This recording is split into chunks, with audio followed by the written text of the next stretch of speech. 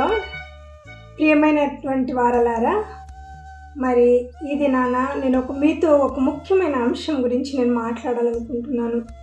ఏంటంటే చాలామంది మరి వాళ్ళ జీవితానికి ఒక విలువ లేనట్లు, వాళ్ళు ఏదో ఊరుకురికినే చచ్చిపోవచ్చు అని, వాళ్ళ ఇష్టానుసారంగా వాళ్ళ జీవితాన్ని ఎండ్ చేసుకోవచ్చు అని చాలామంది తలంచుచున్నారు.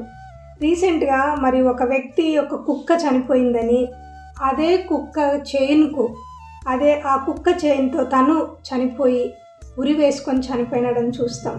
అలాగే మనం చూసినట్లయితే కొన్ని సినిమాలు ప్రీ రిలీజింగ్ కొరకే ఫస్ట్ డేలే మరి ఇంతకుముందు పురుషులు వెళ్ళేవాళ్ళండి, ఇప్పుడు కుటుంబాలతో సహా తల్లులు కూడా వెళ్తున్నారు, పసిబిడ్డల్ని తీసుకొని పోతున్నారు.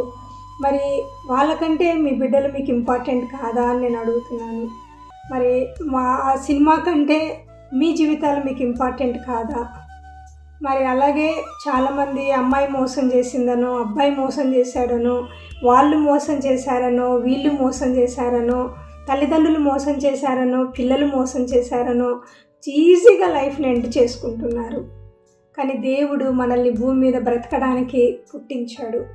మనం జీవితాన్ని జీవించాలని ఆయన కోరుకున్నాడు.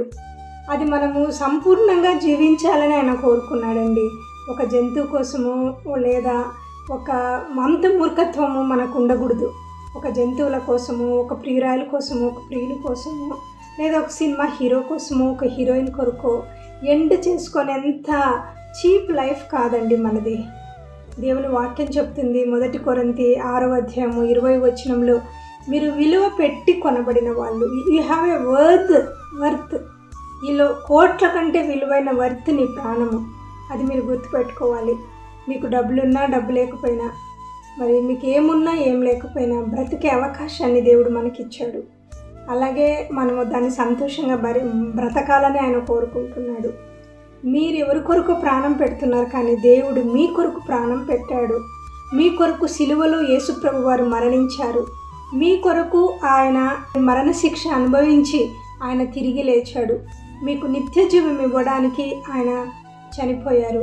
కాబట్టి మీకు ఎవరికైతే సమాధానం లేదో, ఎవరికైతే సంతోషం లేదో, ఎవరైతే జీవితాలను ఎండ్ చేసుకోవాలని అనుకుంటున్నారో వాళ్ళు ఒక్కసారి మీ జీవితం యొక్క విలువని, మీ విలువలని ఆలోచించి, మీ బిడ్డల భవిష్యత్తును ఆలోచించి, మీ బిడ్డల కొరకు, మీ కొరకు, అలాగే దేవుడిచ్చిన జీవితాన్ని మీరు జీవించాలని కోరుకుంటూ మీ అందరికీ కూడా నేను రిక్వెస్ట్ చేస్తున్నాను. మనం విలువ పెట్టి కొనబడిన వాళ్ళము. మనకంటూ ఒక విలువ ఉందండి. దేని కొరకు ప్రాణం తీసుకునేంత సులువైన జీవితం జీవించడం కొరకు మనం ఈ భూమి మీద లేము. మీకు వర్త్ ఉంది, మీకు ఒక విలువ ఉంది. దాన్ని మీరు కాపాడుకోవాలి, మీరు జీవించాలి. అలాగే మీ ఆరోగ్యాలను కూడా మీరు కాపాడుకోవాలి. అలా రిక్వెస్ట్ చేస్తూ దేవుడు మీ అందరికీ కూడా ఆ డిప్రెషన్ నుంచి, ఆ నిరాశ నుంచి, సడన్గా ఎండ్ చేసుకునే ఆలోచనల నుంచి దేవుడు మీకు విడుదల ఇవ్వాలని కోరుకుంటూ యేసుప్రభు వారి నామంలో మీ కొరకు ప్రార్థిస్తున్న మీ సహోదరి ఎస్తేర్ గాంచి. Thank you. God bless you.